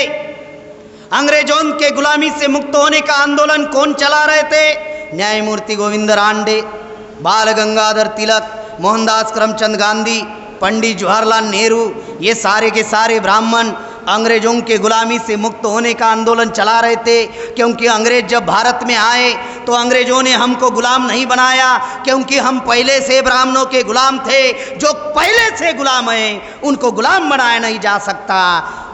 अंग्रेजों ने ब्राह्मणों को गुलाम बनाया, हम गुलामों के गुलाम थे। इसलिए बाबा साहब अम्बेडकर ने कहा कि आधुनिक भारत में हम 2 ही गुलाम थे, एक अंग्रेजों के और एक ब्राह्मणों के, क्योंकि अंग्रेज आने के पहले हम ब्राह्मणों के पहले से ही गुलाम थे। अंग्रेजों ने इस देश में सिर्फ 150 साल राज किया, लेकिन मुगलों ने इस देश में 650 साल राज किया। जब 650 साल मुगलों ने राज किया तो मुगलों के विरोध में ब्राह्मणों ने आज़ादी का आंदोलन क्यों नहीं चलाया? अंग्रेजों के विरोध में क्यों चलाया? मुगलों के विरोध में क्यों नहीं चलाया? ये समझना बहुत जरूरी है। मुगलों के विरोध में क्यों नहीं चलाया? जिन मुगलों ने 650 साल राज किया उनके विरोध में आंदोलन क्यों नहीं चलाया? ये बात आपको मैं समझाना चाहता हूं। क्योंकि इस देश में 650 साल राज करने वाले मुगल 3.5% ब्राह्मणों को 40% हिस्सेदारी शासन प्रशासन में देते थे। जब 3.5% ब्राह्मणों को 40 जब मिल रहा था, इसलिए ब्राह्मणों ने मुगलों के विरोध में कोई आंदोलन नहीं चलाया। अंग्रेजों के विरोध में क्यों चलाया? उसके 4 कारण हैं। पहला कारण 1774 में नंद कुमार देव नाम के ब्राह्मण को अंग्रेजों ने फांसी दी, क्योंकि उसने एक महिला के ऊपर बलात्कार किया था। भारत में गाय और ब्राह्मण को पूछते हैं। ब्राह्मण ने कहा, क्या कहा ब्राह्मण ने? कि ब्राह्मण भगवान है। ऐसा लिख कर रखा कि देवाधीनस्थ जगत सर्वदा तेचि देव मंत्राधीनच्च तेचि मंत्र ब्राह्मणाच्च तस्माच्च ब्राह्मण देवता। ये संस्कृत का श्लोक है। इसका अर्थ क्या होता है? देवाधीनस्थ जगत सर्वदा का अर्थ होता है ये सृष्टि देवों के अधीन है। दूसरे लाइन में लिखा तेचि देव मंत्राधीनच्च, मतलब भगवान मंत्रों के अधीन है। यानी ये सृष्टि का निर्माता भगवान है, भगवान मंत्रों के अधीन है और मंत्र ब्राह्मणों के अधीन है। इसलिए ब्राह्मण भगवान है। ये ब्राह्मणों ने लिखा। तो ब्राह्मणों ने अगर कोई गुनाह किया या गलती की तो उसको सजा देने का अधिकार नहीं था, क्योंकि हमारे लोग आज भी ब्राह्मण को पूजते हैं, ब्राह्मण को मानते हैं। लेकिन अंग्रेजों ने 1774 में नरेंद्र कुमार देव नाम के ब्राह्मण को फांसी दी। ये पहला कारण, सारे ब्राह्मण टेंशन में आ गए भारत के। दूसरा कारण, जिन ब्राह्मणों ने शिक्षा से वंचित रखा था, अंग्रेजों ने 1813 में प्री प्राइमरी एजुकेशन का निर्माण किया। दूसरा कारण, इस वजह से राष्ट्रपिता ज्योतिराव फुले को शिक्षा मिली, इस वजह से छत्रपति शाहू महाराज को शिक्षा मिली, इस वजह से बाबा साहब आम्बेडकर को शिक्षा मिली। तीसरा कारण, 1854 में अंग्रेजों ने विश्वविद्यालय का निर्माण किया। और चौथा कारण, 1918 में जब साउथ ब्यूरो कमीशन भारत में जातवार प्रतिनिधित्व देने के लिए आया, अंग्रेजों ने ब्राह्मणों को 1% भी अधिकार नहीं दिया। जिन मुगलों ने 40% हिस्सेदारी दी थी, अंग्रेजों ने ब्राह्मणों को कुछ नहीं दिया। तो ब्राह्मणों को लगा अगर अंग्रेज ज्यादा दिन तक भारत में रहेंगे तो ये जो SC ST OBC जो समाज है, जिनको हजारों सालों से हम लोगों ने शिक्षा से वंचित करके रखा, ज्ञान से वंचित करके रखा, अगर ये जाग जाएंगे तो इनकी संख्या ज्यादा है, तो ये लोग इस देश के हुक्मरान बन सकते हैं। अगर इन लोगों को हमारा षड्यंत्र पता चला तो फिर ब्राह्मणों का क्या होगा। इसीलिए जितना जल्दी हो उतना जल्दी अंग्रेजों को भगाओ। और भगाने के लिए 28 दिसंबर 1885 में कांग्रेस बनाई। और कांग्रेस का पहला सर्वे सर्वा न्यायमूर्ति गोविंद रानडे नाम का ब्राह्मण राष्ट्रपिता ज्योतिराव फुले को कह रहे थे कि फुले, आप बुद्धिमान हो, अंग्रेजों का राज है, अगर अंग्रेजों को अगर जल्द से जल्द इस देश से भगाते हैं तो भारत आजाद हो जाएगा। तो इसलिए आपको कांग्रेस के आंदोलन में शामिल होना चाहिए। तो फूले ने कहा, ये मैं आपके आंदोलन में शामिल नहीं होता। और राष्ट्रपिता ज्योतिराव फुले कांग्रेस में शामिल नहीं हुए। फिर बाल गंगाधर तिलक ने शाहू महाराज को चिट्ठी लिखी और कहा कि आप राजा हो, आप सरीका व्यक्ति, अगर अंग्रेजों को गुलामी से मुक्त होने का जो आंदोलन चल रहा है, अगर इसमें आप शामिल होते हैं तो देश जल्दी आजाद हो जाएगा। तो शाहू महाराज ने कहा, आप ब्राह्मण लोग मेरे सरीके राजा को सोचने नहीं देते, तो मेरी इस भोली भाली जनता का क्या करोगे। जाओ जाओ, मैं आपके आंदोलन में शामिल नहीं होता। और बाबा साहब आम्बेडकर जब विदेश में पढ़ाई कर रहे थे तो बाबा साहब के पास में लाला लाजपत राय गए और बाबा साहब को कहे कि मिस्टर आम्बेडकर, अछूत समाज में आप बहुत बुद्धिमान व्यक्ति हो, पढ़े लिखे व्यक्ति हो, अगर आप सरीका व्यक्ति अगर इस आज़ादी आंदोलन में शामिल होता है तो अंग्रेजों को जल्द से जल्द भगाया जा सकता है। तो बाबा साहब ने कहा, लाला जी, मैं यहाँ पर पढ़ने के लिए आया हूँ, मुझे पढ़ने दीजिए, भारत में आने के बाद मैं देखूँगा मुझे क्या करना है। और बाबा साहब ने लाला लाजपत राय यानी गांधी के आंदोलन में शामिल नहीं हुए। और बाबा साहब ने कहा, गुलामी में जिनकी हमें बातें सहन नहीं होती, आज़ादी में उनकी लातें खानी पड़ेगी। राष्ट्रपिता ज्योतिराव फुले ने क्या कहा, जब तक अंग्रेज माए बाप भारत में हैं तब तक भारत के शूद्र अति शूद्रों ने ब्राह्मणों के गुलामी से मुक्त होने के लिए जल्दी करनी चाहिए। अब तक कांग्रेस थी, बीजेपी निर्माण नहीं हुई थी, कम्युनिस्ट निर्माण नहीं हुआ था, टीएमसी निर्माण नहीं हुई थी। तो आप लोग सोच रहे होंगे कि यार ये तो बीजेपी, कम्युनिस्ट और टीएमसी का नाम नहीं ले रहा है, ये कांग्रेस का मामला चल रहा था ना तब। अब ब्राह्मणों ने 5 राष्ट्रीय स्तर के संगठन, 5 राष्ट्रीय स्तर की पार्टियां ब्राह्मणों ने बनाई। हमारे महापुरुष जो ब्राह्मण आंदोलन चला रहे थे अंग्रेजों के गुलामी से मुक्त होने का, उसमें शामिल नहीं हुए। और आज हमारे लोग उनके झंडे उठा रहे हैं, डंडे पकड़ रहे हैं, उनके पीछे पीछे भाग रहे हैं। मामला समझ में आ रहा है? बहुत गंभीर मामला है। उस वक्त कांग्रेस थी, राष्ट्रपिता ज्योतिराव फुले ने कहा था जो कांग्रेस में जाएगा वो अपनी बाप की औलाद नहीं। ये राष्ट्रपिता ज्योतिराव फुले ने कहा था कि जो कांग्रेस में जाएगा अपने बाप की, खुद के बाप की औलाद नहीं। यानी हमारे महापुरुष ब्राह्मणों के गुलामी से मुक्त होने का आंदोलन चला रहे थे, जो अभी तक हम लोग आजाद नहीं हुए। 15 अगस्त को अंग्रेज नाम का विदेशी चला गया और ब्राह्मण नाम का विदेशी इस देश का हुक्मरान बना। आज हम लोग गुलाम हैं। इस वजह से क्या हुआ? इस देश का शासक ब्राह्मण होने की वजह से क्या हुआ? जो समस्या अंग्रेज काल में नहीं थी वो समस्या आजाद भारत में निर्माण हुई। अंग्रेज काल में नक्सलवाद नहीं था, आजाद भारत में नक्सलवाद आया। अंग्रेज काल में आतंकवाद नहीं था, आजाद भारत में आतंकवाद आया। अंग्रेज काल में एक भी किसान ने आत्महत्या नहीं की, आजाद भारत में लाखों किसानों ने आत्महत्या की। अंग्रेज काल में एक भी महिला के ऊपर बलात्कार नहीं हुआ, आजाद भारत में हर 5 मिनट के अंदर एक महिला के ऊपर अन्य अत्याचार होता है। जो समस्या गुलाम भारत में नहीं थी आजाद भारत में निर्माण हुई। ये हमारी आजादी नहीं है। हमारे महापुरुषों ने जो हमारे आजादी का आंदोलन चलाया वो अभी भी पूरा नहीं हुआ। ये 2 नंबर का काम है आजादी का आंदोलन। पहला अधूरा कार्य क्या है महापुरुषों का?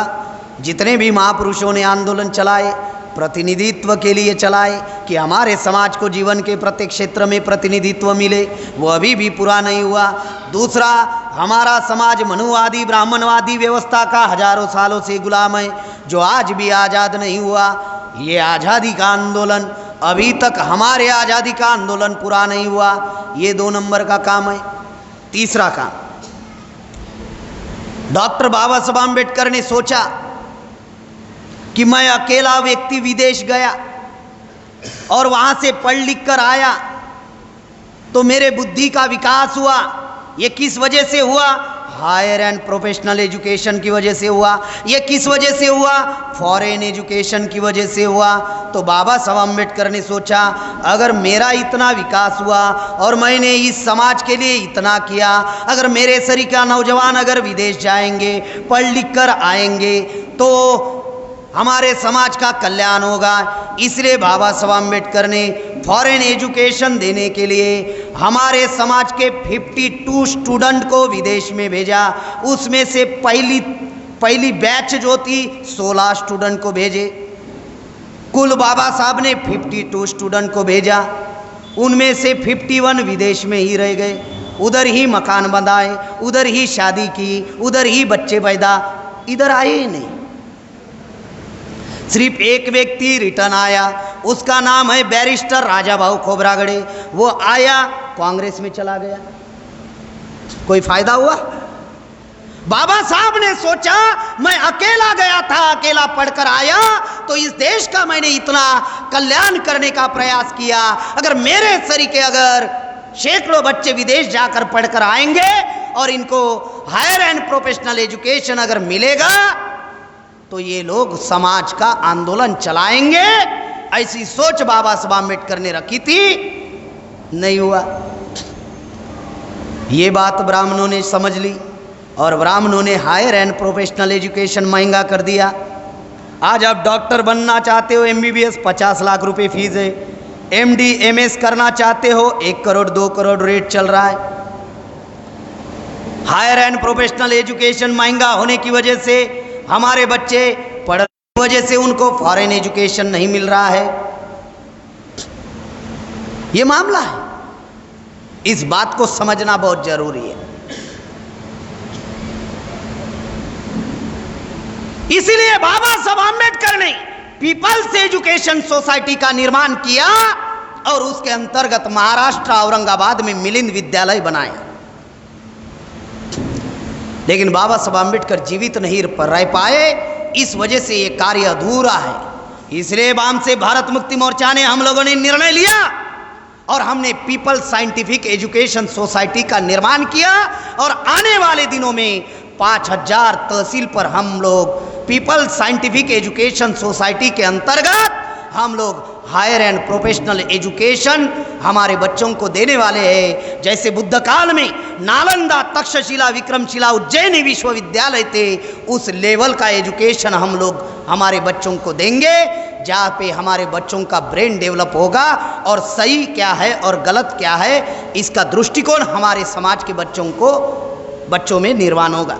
ये प्लान हम लोगों ने बनाया, यह अधूरा कार्य है।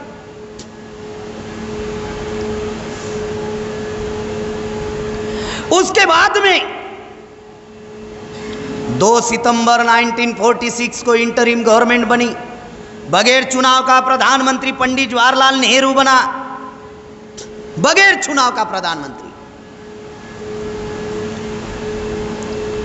और गांधी जी ने ऐलान किया मिस्टर अंबेडकर के लिए संविधान सभा के दरवाजे ही नहीं, खिड़कियां भी बंद है।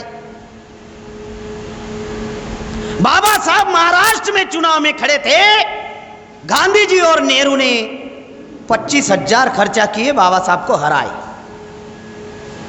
उस काल के 25,000 आज के करीबन 2.5-3 करोड़ रुपया है। चुनाव प्रचार का क्राइटेरिया 2,000 रुपए का था।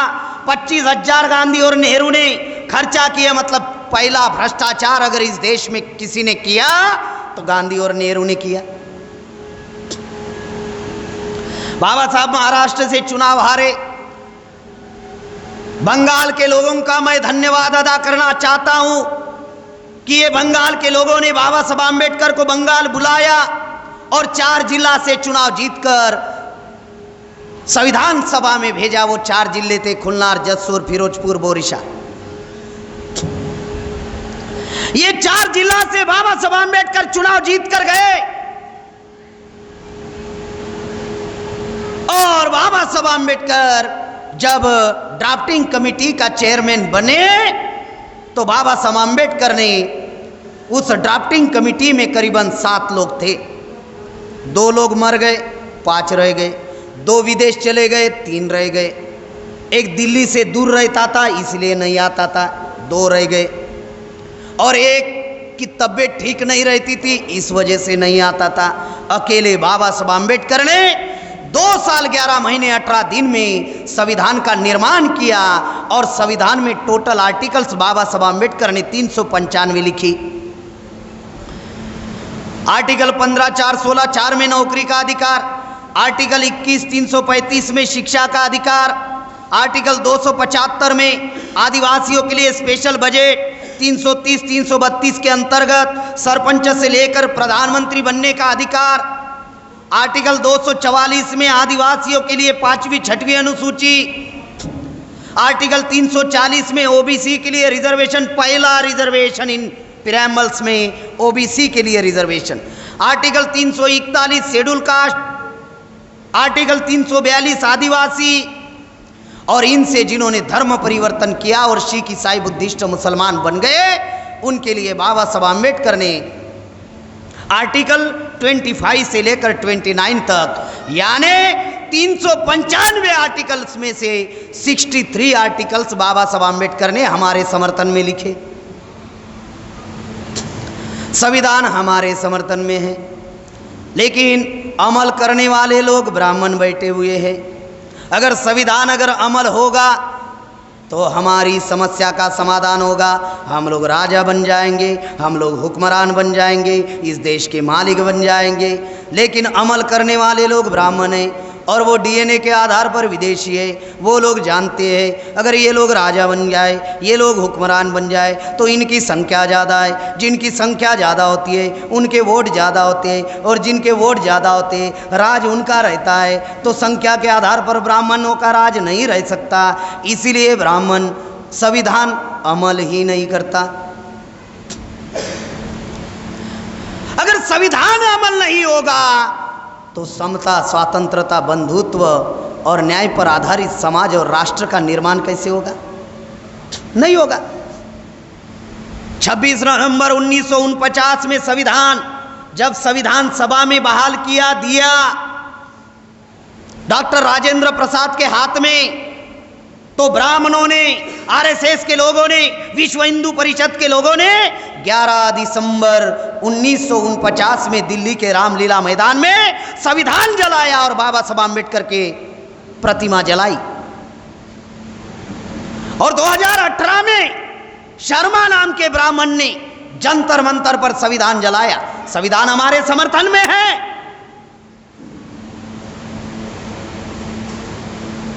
और वो लोग अभी संविधान को खत्म करने में लगे हुए हैं और इस देश में मनुस्मृति लाना चाहते हैं। रोड पर गाड़ी, ये मेरा उदाहरण ध्यान रखिए, जिंदगी में रोड पर गाड़ी चलाने का अधिकार आपको भी है, ब्राह्मण को भी है। सिर्फ तय करना है स्पीड किसकी बढ़ानी है। आप अपनी स्पीड बढ़ाओगे तो मंजिल तक पहले आप पहुंचोगे। आप पहुंचोगे तो समता, स्वतंत्रता, न्याय, बंधुत्व पर आधारित समाज और राष्ट्र का निर्माण करोगे। अगर ब्राह्मण ने अगर स्पीड बढ़ाई और वो पहले पहुंच गया तो मनुस्मृति लागू करेगा। रोड पर गाड़ी चलाने का अधिकार आपको है, ब्राह्मणों को भी है ना। हमारे लोग स्पीड नहीं बढ़ाते। जो स्पीड बढ़ा रहा है, जो स्पीड बढ़ा रहा है उसके एक्सीलेटर का वायर निकालने का काम करते। साले इतने होशियार लोग हैं। समझ में आ रहा है मामला। हमारे लोग स्पीड बढ़ाते नहीं, जो बढ़ा रहा है उसके एक्सीलेटर का वो वायर जो है वो निकाल देंगे।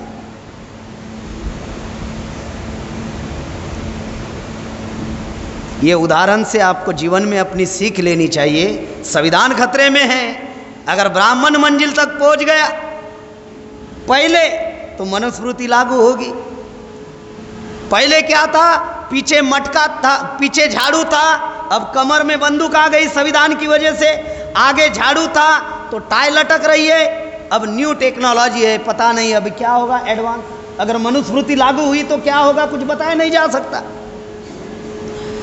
इसलिए ध्यान रखिए साथियों, एक्सीलेटर का जो वायर है वो आप लोगों को निकालना नहीं है। जो स्पीड पकड़ रहा है उसको मोटिवेट करो।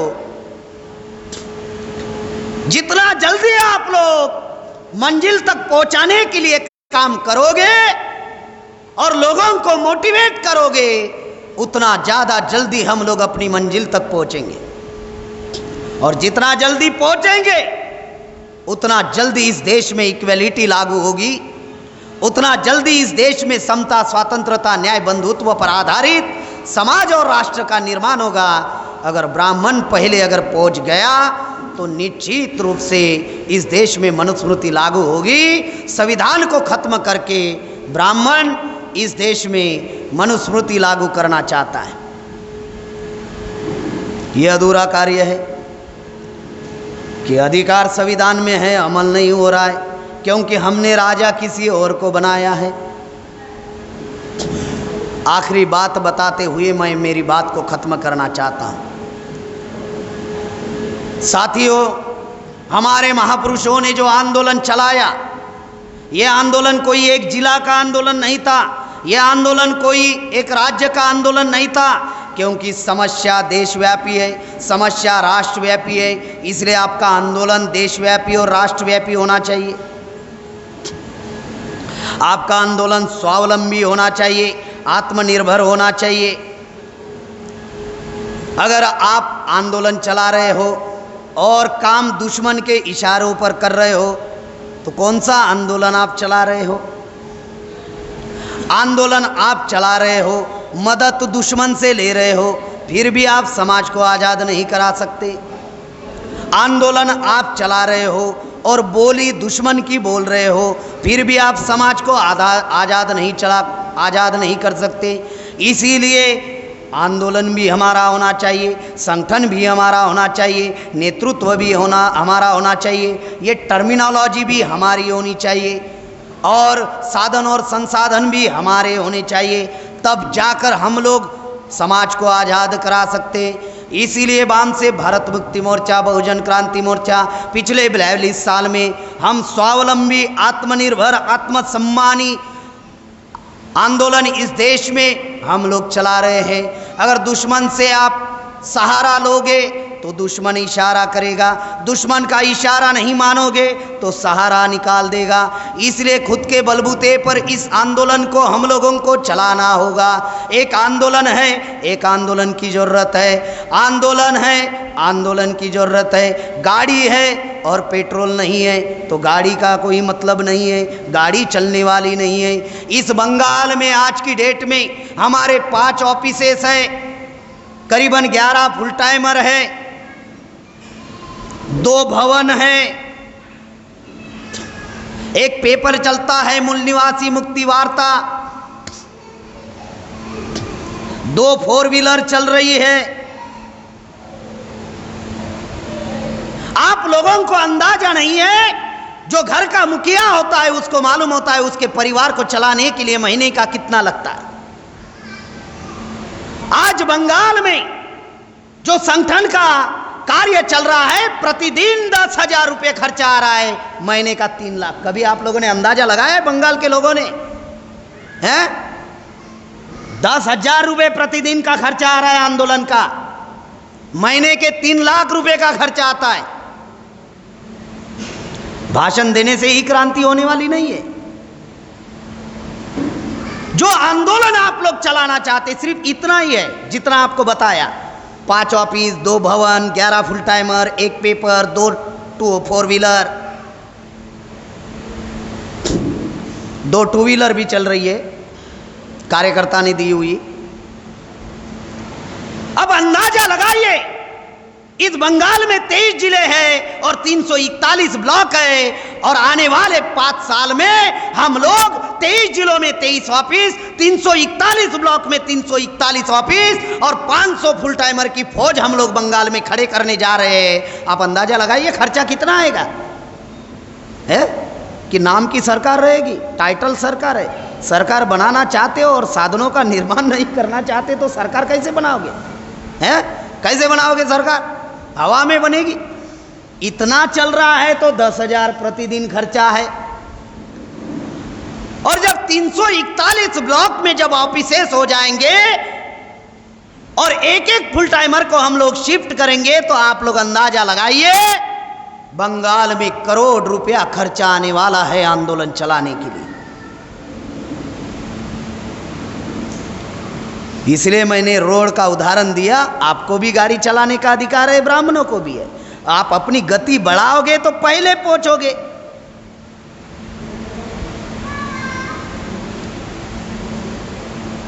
सोशल मीडिया का सेंटर हम लोगों ने कलकत्ता में निर्माण किया और हर जिला में 2-2 लोगों को हमने सोशल मीडिया का प्रतिनिधि के तौर में हम लोगों ने नियुक्त किया। एक सेंटर हम लोगों ने खड़ा किया, 3 लाख रुपए खर्चा आए हम लोगों को, और ये पैसा सेंट्रल ने प्रोवाइड किया। अब 5 राज्यों में सोशल मीडिया के सेंटर बने हुए हैं। बंगाल में बना, बिहार में बना, यूपी में बना, महाराष्ट्र में बना, अभी ओडिशा में काम एंडिंग पर आ गया, और हर राज्य में कैपिटल में हम लोग सोशल मीडिया आने वाले दिनों में खड़े करने वाले हैं। मेश्राम साहब ने कहा 42 साल की जिंदगी मैंने संगठन खड़ा करने में लगाई, अब आने वाले 10 साल मैं सोशल मीडिया के लिए लगाऊंगा, दूसरा कोई काम नहीं करूंगा। सोशल मीडिया खड़ा करने के लिए, स्टेट लेवल का सोशल मीडिया खड़ा करने के लिए सेंट्रल से निधि प्रोवाइड किया जाएगा, और फिर कमिश्नरी लेवल का सोशल मीडिया खड़ा करेंगे, फिर जिला स्तर का सोशल मीडिया, फिर सब डिवीजन का, फिर ब्लॉक का, और इस प्रकार से जीपी तक हमारा सोशल मीडिया खड़ा रहेगा।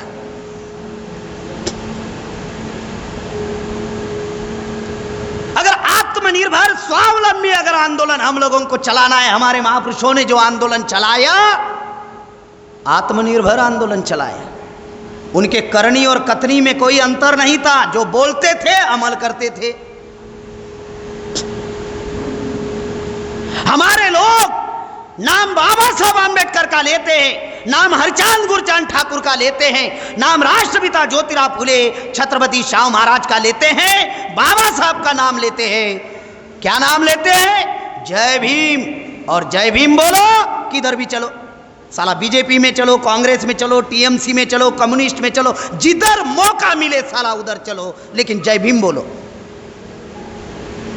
कुछ मत करो।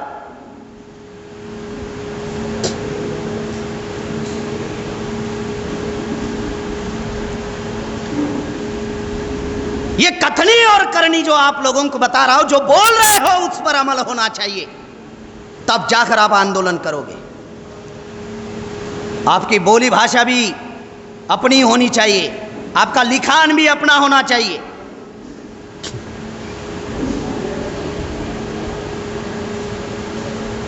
इसीलिए आप लोगों को जो बातें बता रहे हैं कि महापुरुषों का जय जयकार करने से मामला आगे बढ़ने वाला नहीं है, तो जो अधूरा कार्य है वो पूरा करने के लिए हम लोगों को टाइम, टैलेंट, मनी लगाना होगा। दुनिया में आंदोलन चलाने के लिए 3 चीजों की जरूरत है: टाइम, टैलेंट, मनी। समय देने वाले लोगों को तैयार करना होगा, पैसा देने वाले लोगों को तैयार करना होगा, क्योंकि दुश्मन निजीकरण करके हमारे समाज के रिसोर्सेज खत्म किया जा रहा है। और बुद्धि देने वाले लोगों को भी हम लोगों को तैयार करना होगा। जो जितना समय दे सकता है उतना समय उससे लो, जो पैसा दे सकता है उससे पैसा लो, जो बुद्धि दे सकता है उसको उसकी बुद्धि हम लोग ले सकते हैं। टाइम, टैलेंट, मनी के आधार पर इस देश में आज़ादी का आंदोलन चलाया जा सकता है। तो हमें आत्मनिर्भर आंदोलन चलाना होगा। दूसरा, ब्राह्मणों का मौलिक सिद्धांत है, उसका एक चरित्र है कि वो ऑर्गेनाइज वे में हमको गुलाम बना रहा है। जम्मू कश्मीर के लोगों को जैसे गुलाम बना कर रखा, कन्याकुमारी के लोगों को वैसे ही गुलाम बना कर रखा, गुजरात के लोगों को वैसे ही गुलाम बना कर रखा, बंगाल के लोगों को वैसे ही गुलाम बना कर रखा। उसका तरीका एक ही है। आरक्षण पूरे देश भर में खत्म हो रहा है, निजीकरण पूरे देश भर में आया है, किसान की आत्महत्या पूरे देश भर में हो रही, महिलाओं के पर अत्याचार पूरे देश भर में हो रहा है, एनआरसी पूरे देश भर में लागू हो रही है या नहीं? तो समस्या आपकी देशव्यापी है, संगठन आपका जिला व्यापी रहेगा, संगठन आपका राज्य व्यापी रहेगा, तो ये देशव्यापी समस्या का समाधान आप कर पाओगे? पत्थर को अगर सिर मारोगे, ये पत्थर सरी का मजबूत व्यवस्था है। विधेयपालिका ब्राह्मणों के नियंत्रण में, कार्यपालिका ब्राह्मणों के नियंत्रण में, न्यायपालिका ब्राह्मणों के नियंत्रण में, मीडिया ब्राह्मणों के नियंत्रण में, पुलिस ब्राह्मणों के नियंत्रण में, मिलिट्री ब्राह्मणों के नियंत्रण में, पैरामिलिट्री ब्राह्मणों के नियंत्रण में, बंदूक उनके पास में, गोली उनके पास में, दंडा उनके पास में। ये पत्थर सरी का मजबूत व्यवस्था है। अगर पत्थर को एक आदमी सिर मारेगा तो नुकसान सिर का होगा। इतना समझ में नहीं आता हमारे लोगों को। व्यवस्था देशव्यापी है, संगठन भी देशव्यापी होना चाहिए। आइसोलेशन में अगर हम लोग काम करेंगे तो हमारा सत्यानाश होगा, क्योंकि जो लोग आइसोलेशन में काम करते हैं उनको सुसाइड करना पड़ता है। इसलिए साथियों, हम लोगों ने बहुजन क्रांति मोर्चा बनाया। बहुजन क्रांति मोर्चा ये कोई संगठन नहीं है, ये एक मंच है, क्योंकि हमारा समाज जातियों में बांटा हुआ है और संगठनों में बटा हुआ है। लाखों संगठन हमारे समाज में निर्माण हुए हैं। इस वजह से टाइम, टैलेंट, मनी डिवाइड हो चुका है। अगर आप लोग इस देश में, अगर हम लोग आज़ाद होना चाहते हैं, हुक्मरान बनना चाहते हैं, तो मैं सभी संगठनों को एक बात कहना चाहता हूँ इस मन से कि आप अपना डंडा, झंडा, डेंडा बरकरार रखो। अगर संगठन आप लोगों ने बनाया है तो अपना झंडा बरकरार रखो, डंडा बरकरार रखो, एजेंडा बरकरार रखो। लेकिन जो समाज की कॉमन मिनिमम समस्या है कि समाज मनुवादी, ब्राह्मणवादी व्यवस्था का गुलाम बना हुआ है, इस कॉमन मिनिमम समस्या के आधार पर हम लोग इस देश में इकट्ठा हो सकते हैं, एक मंच पर आ सकते हैं। अगर एक मंच पर अगर लाखों डंडे, लाखों झंडे, लाखों एजेंडे लेकर अगर एक मंच पर अगर आप आते हो तो इस देश में हम लोग आज़ाद हो सकते हैं। ऐसा अगर हम लोग करेंगे तभी हम लोग महापुरुषों का जो जयंती कार्यक्रम आज यहाँ पर मनाया जा रहा है और जिसके द्वारा ये संदेश आप लोगों को दिया जा रहा है कि ये क्या है कि प्रतिनिधित्व हमारे समाज को अभी तक नहीं मिला है। दूसरा, हमारे समाज अभी तक गुलाम है। तीसरा, हमारे समाज को हायर एंड प्रोफेशनल एजुकेशन और फॉरेन एजुकेशन की ज़रूरत है। चौथा, हमारा समाज जो है हम लोगों को स्वाभिमानी, आत्मनिर्भर और आत्मसम्मानी आंदोलन खड़ा करना होगा। और आखिरी, इस देश में राष्ट्रव्यापी समस्या है तो राष्ट्रव्यापी आंदोलन हम लोगों को खड़ा करना होगा, तभी महापुरुषों का उद्देश्य सफल होगा। मैं आप सभी लोगों को डॉक्टर बाबा साहब आम्बेडकर के जन्म जयंती की मैं शुभकामनाएं देता हूं, और जो बातें आप लोगों को यहाँ पर बताई गई उस बातों पर हम लोग अमल करेंगे। ऐसा करने के लिए आप लोग साथ सहयोग देंगे, ऐसी आशा मैं आप लोगों से अपेक्षा रखता हूँ। रहोगे, इतना कहते हुए मेरी बात को यहीं पे रोकता हूँ। धन्यवाद। जय मूल निवासी, जय भारत।